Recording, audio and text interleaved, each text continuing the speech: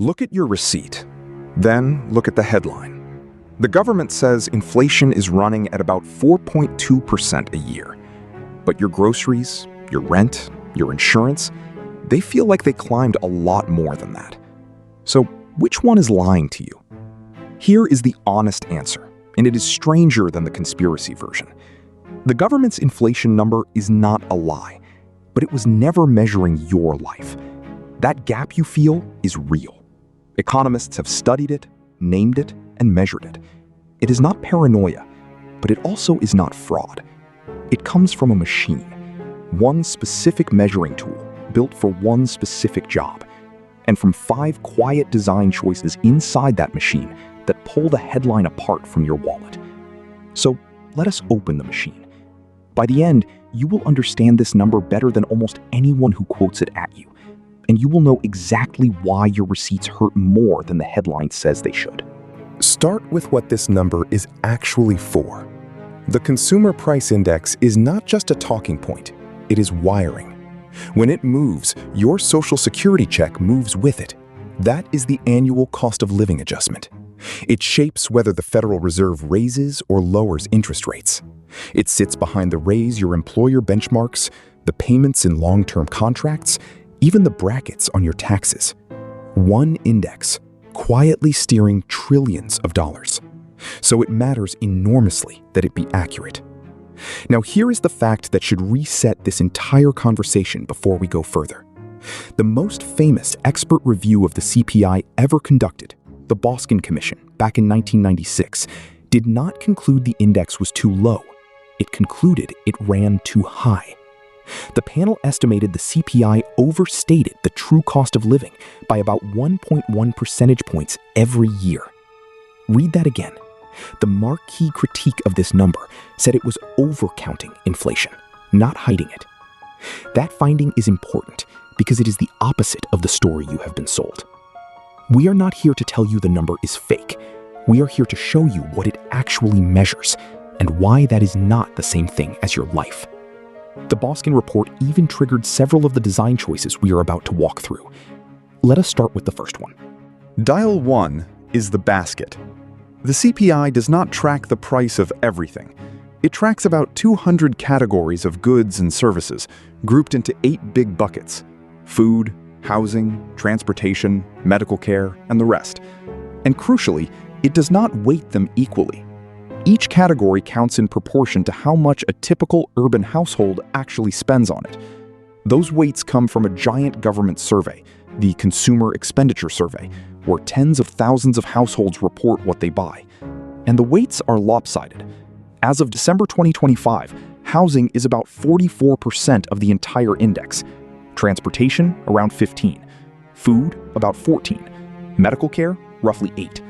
So the headline is really a weighted average of one specific shopping cart, the average cart. And here is the first crack.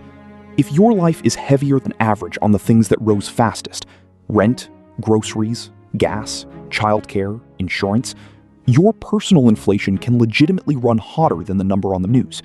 That is not a glitch. The government's own statisticians say it plainly. There is no single consumer price index that applies to everyone. There is only the average. And you do not live in the average.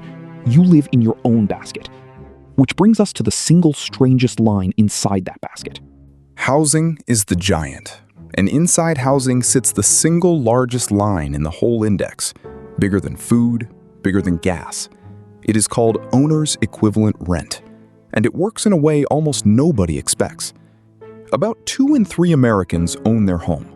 For them, the CPI does not use home prices. It does not use mortgage payments. Instead, it asks a strange question. If you rented this house out, what would it rent for? That estimated rent, a number no homeowner actually pays, becomes their housing cost in the index. On its own, it is roughly a quarter of the entire CPI. There is a real logic here. Economists treat your house as 2 separate things: an investment, which they leave out, and a place to live, which they price as rent. Fair enough as method. But watch what it does. When home prices and mortgage rates explode, buyers feel it instantly. The cost of becoming a homeowner can jump enormously in a year. owner's equivalent rent barely flinches because it tracks the slow, broad rental market, and it lags. So the index can report calm shelter costs while the actual price of getting into a home is on fire.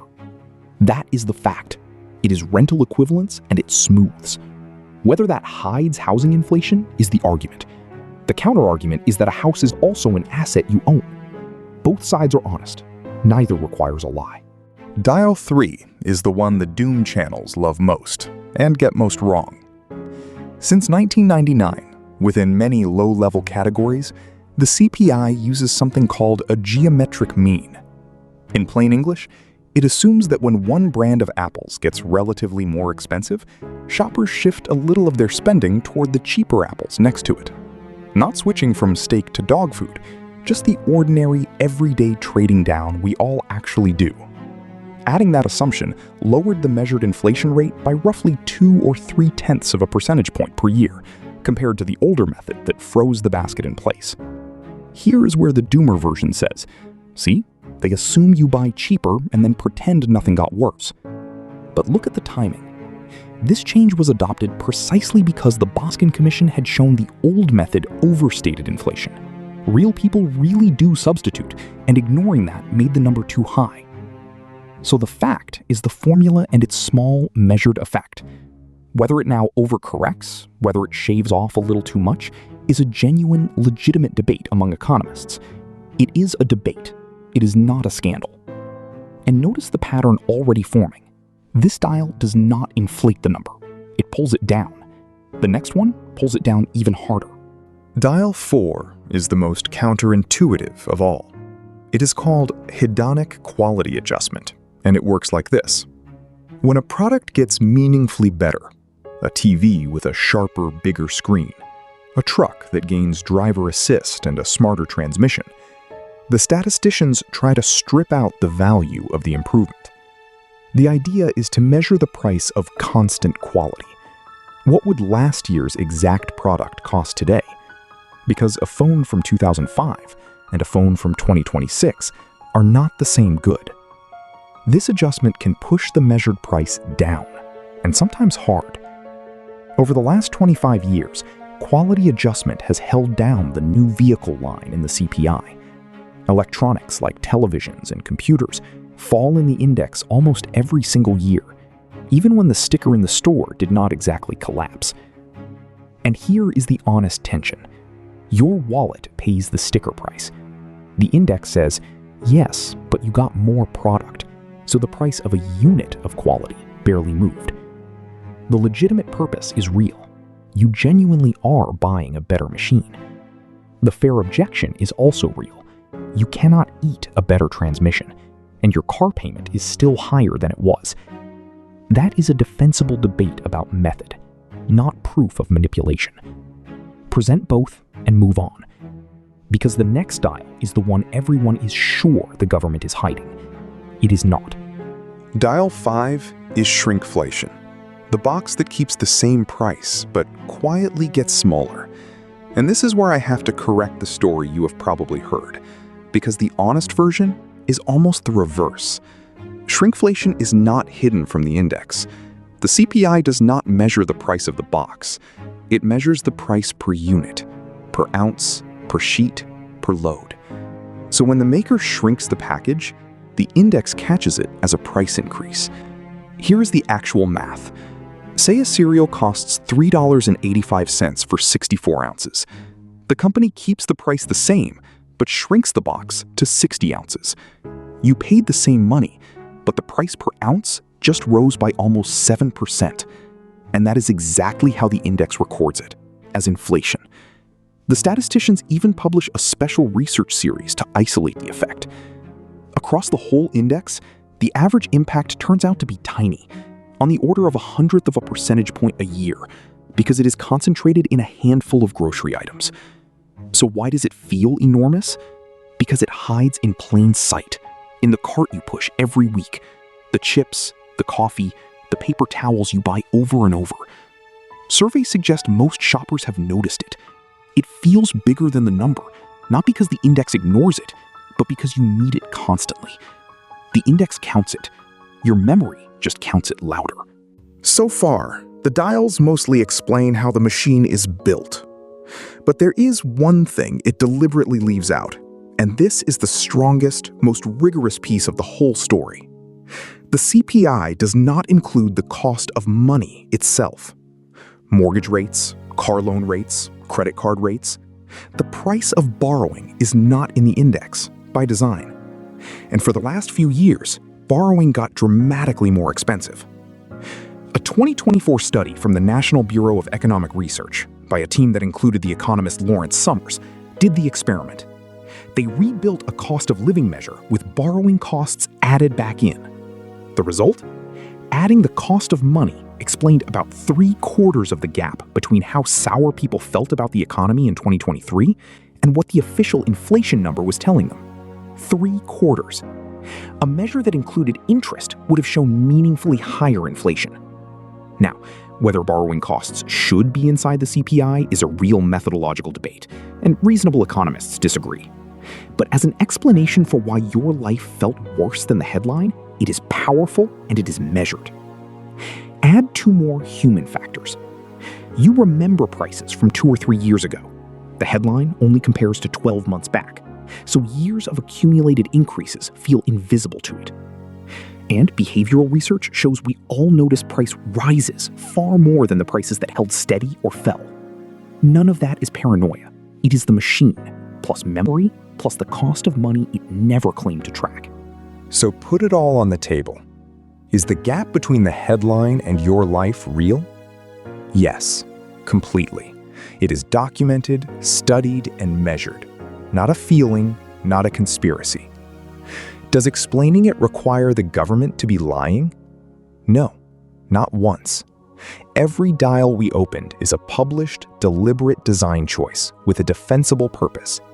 And remember, the single most famous review of this index said it ran too high, not too low. So here is the honest verdict.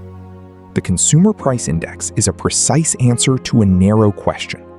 On average, across the entire urban economy, how much did the price of a fixed idea of living change over the last 12 months? That is a real, useful number. But your life is not an average. It runs on a longer memory than 12 months. It is weighted toward the things that rose fastest. It includes the cost of borrowing the index leaves out. And for most people, it involves the price of a home, not the rent on one.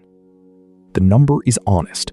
It was just answering a different question than the one you were asking.